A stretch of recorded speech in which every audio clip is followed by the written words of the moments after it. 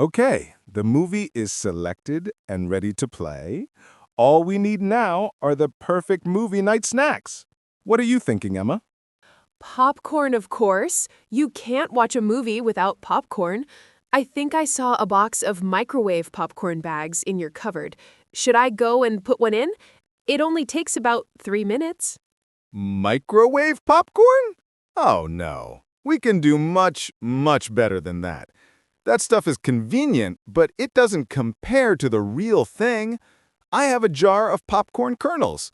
Let's make it from scratch on the stovetop. From scratch? You mean with loose kernels in a pot? That sounds really difficult, David. I've never done that before. I would be afraid of burning it all or having it explode all over the kitchen. It's not difficult at all, I promise. It's actually very easy once you know a few simple tricks, and the taste is a million times better. It's fresher, crispier, and you can add any toppings you want. A million times better? That's a big claim. Okay, you've convinced me to try. Can I watch you and learn how to do it? I want to see if it's really as good as you say it is. Of course, I'd be happy to show you. The first step is to gather our ingredients and equipment. The good news is you only need 3 basic things: popcorn kernels, oil, and salt. That does sound simple. What kind of kernels are these? I noticed they are a golden yellow color. Are there different types? There are. These are yellow popcorn kernels, which are the most common. They pop into big, sturdy pieces that are great for holding butter and toppings. There is also white popcorn, which pops into smaller, more tender and delicate pieces. Both are delicious. Now, for the oil. This part is important. What kind of oil do you use? Can I just use butter? I love the taste of butter on my popcorn. You're right, butter tastes amazing, but we will add that at the end. You should not use butter to pop the kernels. Butter has a low smoke point, which means it will burn at the high temperature needed for popping. This would make the popcorn taste burnt. We need an oil with a high smoke point. A high smoke point? What does that mean, and what oils have it? It just means the oil can get very hot before it starts to smoke and burn. Good choices are coconut oil, which gives a really clean, authentic movie theater taste, or neutral oils like canola, sunflower, or grapeseed oil. Today, let's use coconut oil. So, we have our kernels and our oil. The next thing we need is our main piece of equipment, the pot. For making popcorn, the size and type of the pot are very important. We need a big one with a heavy bottom and a lid. This pot does look very big. We are only making popcorn for the 2 of us. Why does it need to be so large? That is an excellent question. It's because popcorn expands a huge amount when it pops. A single kernel can expand to more than 40 times its original size. If you use a pot that is too small, the popcorn will quickly fill it up. This is called overcrowding. What happens when it gets overcrowded? 2 bad things can happen. First, the popped corn can lift the lid and spill out, which is the mess you were worried about. Second, it prevents the unpopped kernels from reaching the hot bottom of the pot, so you end up with a lot of unpopped kernels, which are called old maids. A big pot gives the popcorn plenty of room to expand and move around. That makes perfect sense. No more small pots for me. And you said it needs a heavy bottom. Why is that important? A pot with a thick, heavy bottom distributes the heat more evenly. A thin, cheap pot can have hot spots, which are areas that get much hotter than the rest of the pot. Those spots will burn the kernels and the oil before the rest of the kernels have a chance to pop. So, a good, heavy pot is a key to success. All right, let's begin the cooking process. First, I'm going to measure the oil and the kernels. A good ratio to remember is about 3 tablespoons of oil for every half a cup of kernels. A half cup of kernels will make a huge amount of popcorn, probably enough for 4 people. So we will have plenty for our movie. You're putting the oil in the pot now. What's next? Do you just dump all the kernels in with it? Not yet. This is my favorite trick, and it's the most important one for getting perfect popcorn every single time. It's called the test kernel method. I am going to take just 3 individual kernels and drop them into the oil. Only 3? Why just 3? What are they testing for? They are testing the temperature of the oil. We need the oil to be at the perfect temperature before we add the rest of the kernels. If the oil is too cold, the kernels will just sit there and absorb the oil, which will make them heavy and greasy, and they won't pop well. If the oil is too hot, they can burn. So how do the 3 kernels tell you when the temperature is right? We will put the lid on the pot and turn the heat to medium-high. We will wait and listen. When we hear all 3 of those kernels pop, we will know that the oil has reached the perfect temperature for popping. It's like having a tiny edible thermometer. Did you hear that? Pop, pop, pop. That's the sound of our 3 test kernels. That's our signal. It means the oil is perfectly hot and ready for the main event. Now we act quickly. Okay, I'm ready. What do we do? I'm taking the pot off the heat for a moment. Now I will pour in the rest of our half cup of kernels. I'll give the pot a little swirl to make sure all the kernels are coated in oil and are in a single even layer on the bottom. Now the lid goes back on and the pot goes back on the stove. So now we just wait for it to start popping?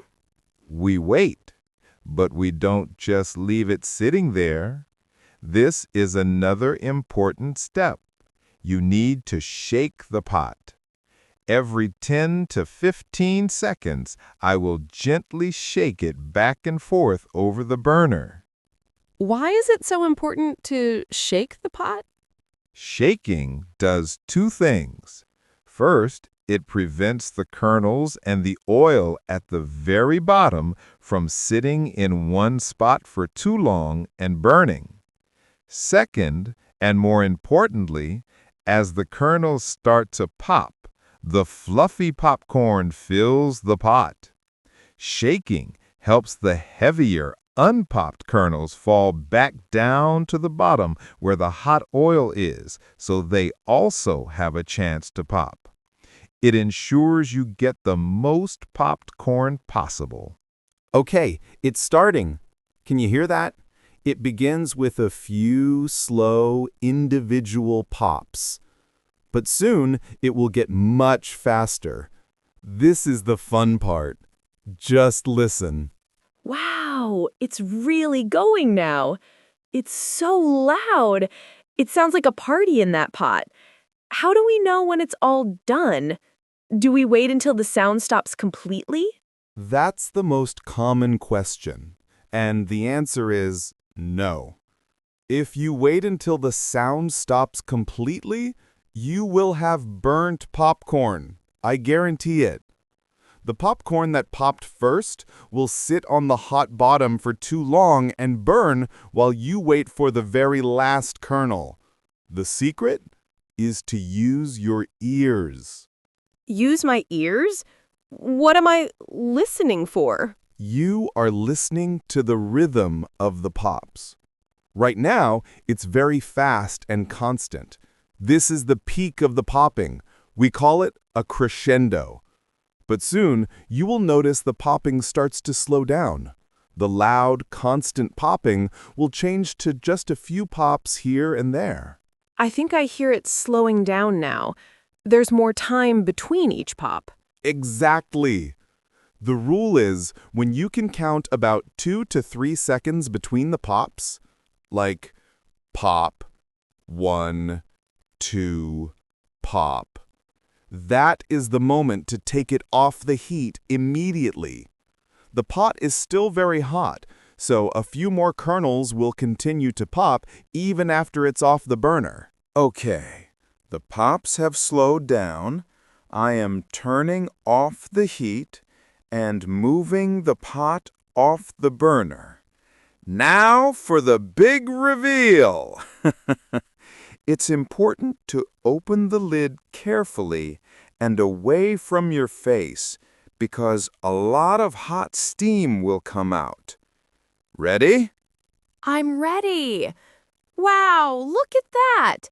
The pot is completely full. It looks so white and fluffy. It smells amazing, too. I can't believe how much it made from that small half cup of kernels. I told you it expands a lot. Now, we need to get it into a bowl and season it while it's still hot. I have our big popcorn bowl right here. Let's pour it all in.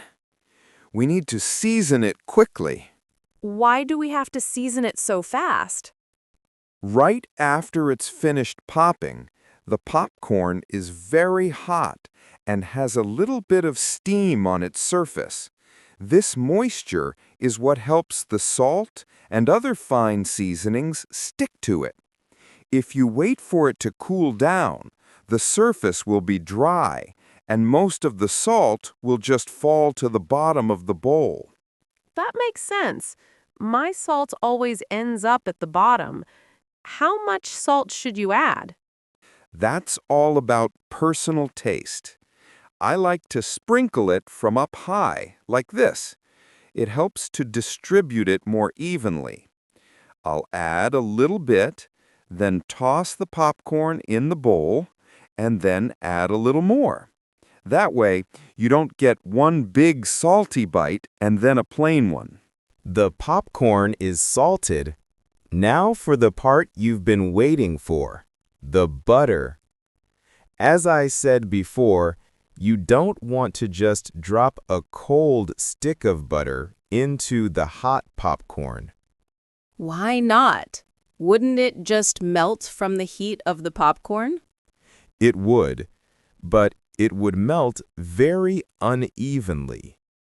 You would end up with a few extremely soggy, greasy pieces of popcorn where the butter melted, and the rest would be completely dry.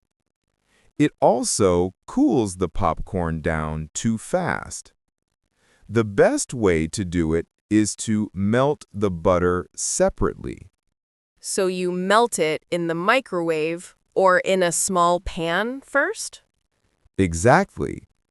While the popcorn was popping, I put a few tablespoons of butter in this small bowl and melted it in the microwave. Now we have beautiful melted liquid butter. And the trick is how you add it to the popcorn. What is the trick? You need to drizzle it, not dump it. I'm going to slowly pour the melted butter in a thin stream all over the popcorn. And while I am drizzling, I am going to be tossing the popcorn in the bowl with a big spoon. This combination of drizzling and tossing ensures that every single piece gets a light, even coating of butter, instead of just a few pieces getting soaked. It keeps everything crispy. There we go. A light, even coating of butter. But we don't have to stop there. This is the best part about homemade popcorn. You can be a flavor artist. You are not limited to just salt and butter. Ooh, like what? What other kinds of toppings can you put on it? I'm so used to just the artificial butter flavor from the microwave bag. You can go in a sweet direction or a savory direction. For a sweet treat, after you add the butter, you could sprinkle on some cinnamon and sugar. It tastes like a churro. Or you could melt some chocolate and drizzle that over it. Cinnamon sugar sounds delicious. What about savory ideas? For savory, there are endless possibilities. A very popular one is to sprinkle on some nutritional yeast. It has a cheesy, nutty flavor, so it tastes like cheese popcorn, but it's much healthier. You could also add a sprinkle of smoked paprika for a smoky flavor, or some garlic powder and Parmesan cheese. Garlic and Parmesan? That sounds incredible. And you could make it spicy too, right? Absolutely. A little bit of chili powder or cayenne pepper mixed in with the salt would give it a nice spicy kick. The possibilities are really only limited by your imagination. You can create your own signature popcorn flavor. Our popcorn is now perfectly salted and buttered. The movie is waiting. There is only one thing left to do. Let's do a taste test. Grab a big handful. Okay, I'm ready. Wow. David, this is incredible. It's so crispy and light. It's not soggy at all. The flavor is so much better than the microwave kind.